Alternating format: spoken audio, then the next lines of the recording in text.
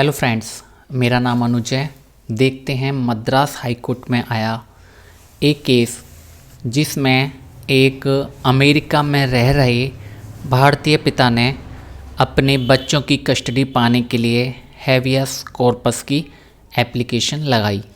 दोस्तों, जजमेंट का link video के डिस्क्रिप्शन में है। तो मामला ये था कि वादी पति और प्रतिवादी पत्नी दोनों अमेरिकन नागरिक हैं और शादी के 10 दिन के बाद ही अमेरिका चले गए, जहां उनके 2008 में 2 जुड़वां लड़के हुए। लेकिन दिसंबर 2020 में पत्नी अमेरिका से अपने दोनों जुड़वा बेटों को भारत में अपने मायके में ले आई, यानी 2020 में बच्चे 11 साल के हो चुके थे। इसके बाद इन बेटों के पिता ने इन दोनों बेटों की कस्टडी पाने के लिए मद्रास हाई कोर्ट में हैबियस कॉर्पस की एप्लीकेशन लगाई। इसके बाद प्रतिवादी पत्नी ने पति और उसके परिवार के खिलाफ 498A और घरेलू हिंसा के केस कर दिए। और भारतीय न्याय व्यवस्था का मजाक भी देखो कि इस औरत ने फैमिली कोर्ट में सेक्शन 9 का केस भी कर दिया। मद्रास हाई कोर्ट ने दोनों पक्षों के वकीलों को सुनने के बाद कहा, नंबर 1 कि हम पति पत्नी के झगड़े में नहीं जाएंगे, हमारा ध्यान केवल बच्चों की बेहतरी पर रहेगा। नंबर 2 कि हम वर्जीनिया की फेयरफैक्स काउंटी कोर्ट के आदेश को भी ध्यान में रखेंगे। नंबर 3 कि इस कोर्ट की कोऑर्डिनेट बेंच ने गिरीश अरुणागिरी वर्सेस महालक्ष्मी सेंथिल में ये कहा कि यशिता साहू केस में सुप्रीम कोर्ट द्वारा ये कहा गया है कि यानी कि इस कोर्ट में पहले भी इस तरह का मामला आया, तो उन्होंने उस समय जो उस जजमेंट में कहा था, उस जजमेंट की ये यशिता साहू केस की अब ये बात हो रही है, उसकी ये मैं पॉइंट बताऊंगा। तो उस वाली कोर्ट केस में जो पॉइंट था, नंबर 1 यशिता साहू केस में सुप्रीम कोर्ट के कुछ जजमेंट को डिस्कस किया गया था। तो यशिता साहू केस जो कि इस मद्रास हाई कोर्ट में आया था, उसमें ये वाले पॉइंट डिसाइड किए गए थे। नंबर 1, ये एक निर्धारित नियम है कि कोर्ट अपनी निहित शक्तियों का प्रयोग बच्चों के बेहतर भविष्य के लिए कर सकता है। इस बात से कोई मतलब नहीं कि बच्चे की कस्टडी इस समय किसके पास है, और ऐसा सुप्रीम कोर्ट के अन्य केसों जैसे एलिजाबेथ वर्सेस अरविंद 1987, नित्या आनंद वर्सेस दिल्ली राज्य 2017, लहरी सखामुरी वर्सेस शोभान कोंडली 2019। नंबर 2 कि भारतीय संविधान के अनुच्छेद 226 के आधार पर हमें इस बात से कोई मतलब नहीं है कि पति पत्नी ने एक दूसरे के ऊपर क्या आरोप लगाए हैं। हम सबसे पहले सिर्फ बच्चों के बेहतर भविष्य के बारे में सोचते हैं, या हमें बच्चों के बेहतर भविष्य के बारे में सोचना है। नंबर 3 कि और जब हैबियस कॉर्पस की रिट नाबालिग बच्चों को दूसरे देश में वापस बुलाने के लिए लगाई गई हो, तो हमें विदेशी कोर्ट के आदेश पर भी विचार करना चाहिए, जैसा कि सुप्रीम कोर्ट के सुरेंद्र कौर संधू वर्सेस हरवक्स सिंह संधू 1984 में किया गया। नंबर 4 कि नाबालिग बच्चों का बेहतर भविष्य ही सर्वोपरि है, जैसा कि सुप्रीम कोर्ट के केस रविचंद्रन वर्सेस भारतीय संघ 2010 में किया गया।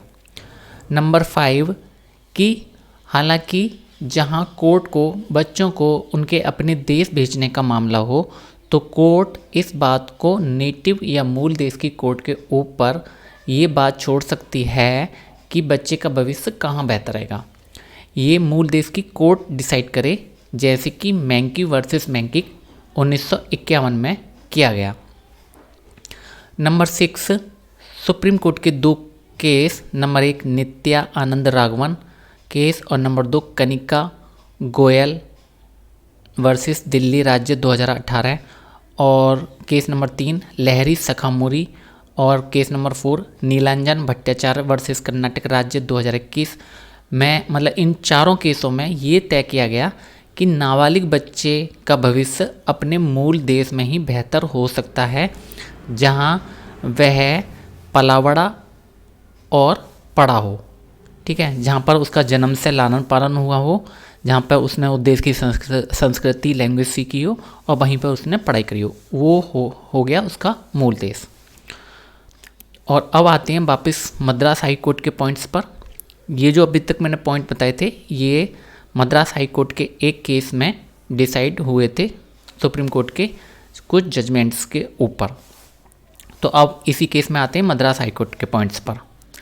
नंबर 4 कि अभी हाल के ही सुप्रीम कोर्ट के जजमेंट रोहित थमन्ना वर्सेस कर्नाटक राज्य 2022 में, जिसमें ये कहा गया कि बच्चे की इच्छा और बच्चे के बेहतर भविष्य में बच्चे का बेहतर भविष्य ज़्यादा ज़रूरी है। कई बार ये आता है कि बच्चे से पूछ लें कि भाई किसके पास रहना चाहता है, मम्मी के पास या पापा के पास। तो इस मामले में सुप्रीम कोर्ट के जजमेंट रोहित थमन्ना वर्सेस कर्नाटक राज्य 2022 में ये डिसाइड हुआ कि बच्चे का बेहतर भविष्य ज़्यादा ज़रूरी है।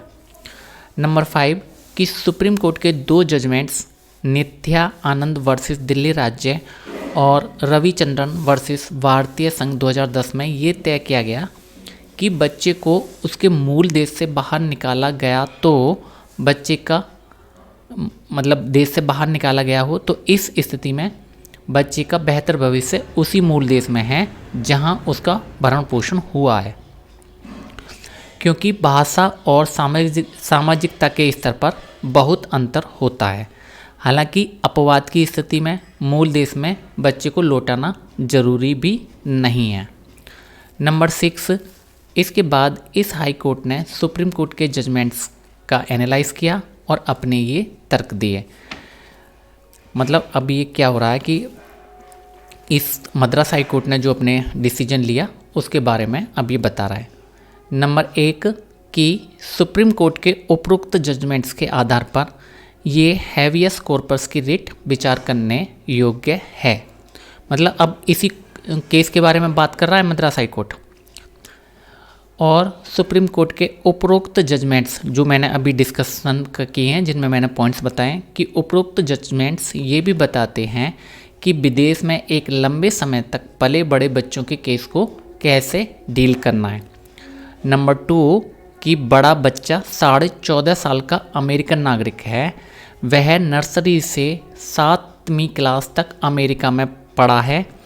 इसके अलावा वह एक्स्ट्रा करिकुलर एक्टिविटीज़ जैसे तैराकी, बास्केटबॉल, संगीत, शतरंज में भी भाग लेता है और दोनों बच्चे साइंस ओलंपियाड में गोल्ड मेडलिस्ट भी हैं और ये सब 2020 के अंत तक चल रहा था।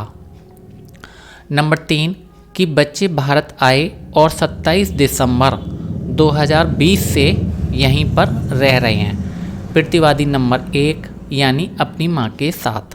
दुर्भाग्य से बच्चों को ऑनलाइन क्लास करनी पड़ रही हैं और समय के अनुसार रात को 1:30 बजे या 2 बजे।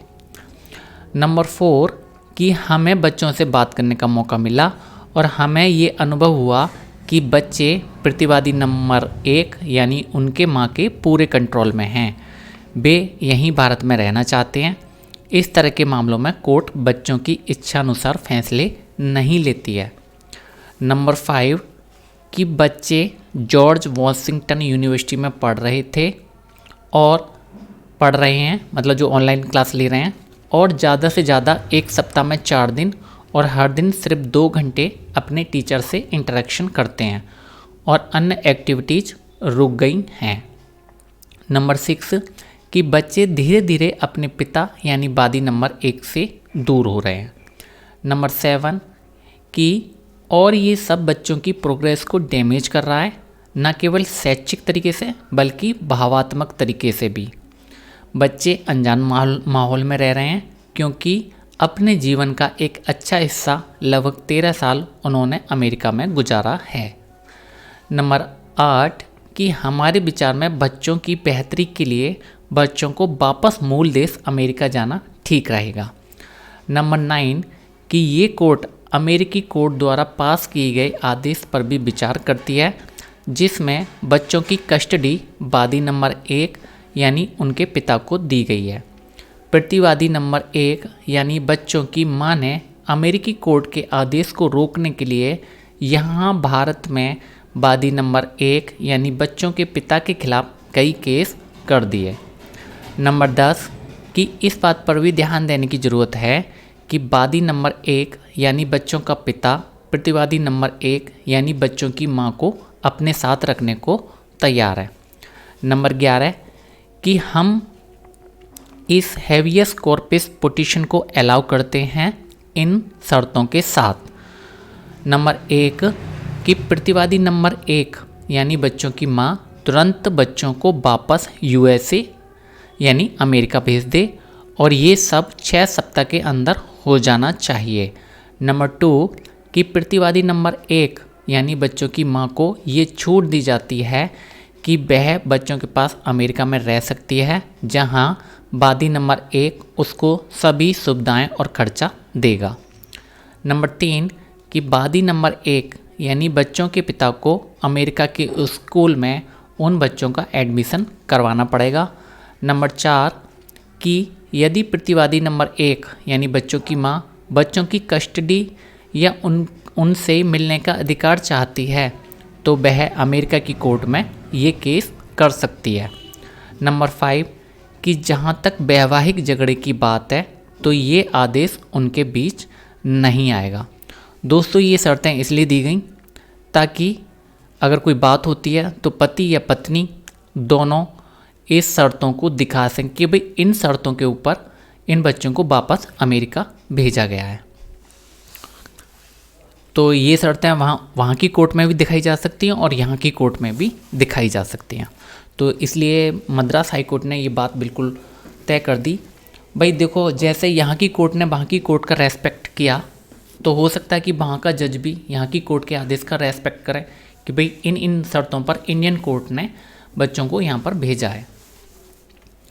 तो दोस्तों यहाँ पर मद्रास हाई कोर्ट ने सिर्फ एक बात पर विचार किया कि नाबालिग बच्चे जो कि 14 साल पर 11 साल के हैं उनकी भविष्य की बेहतरी किस में है।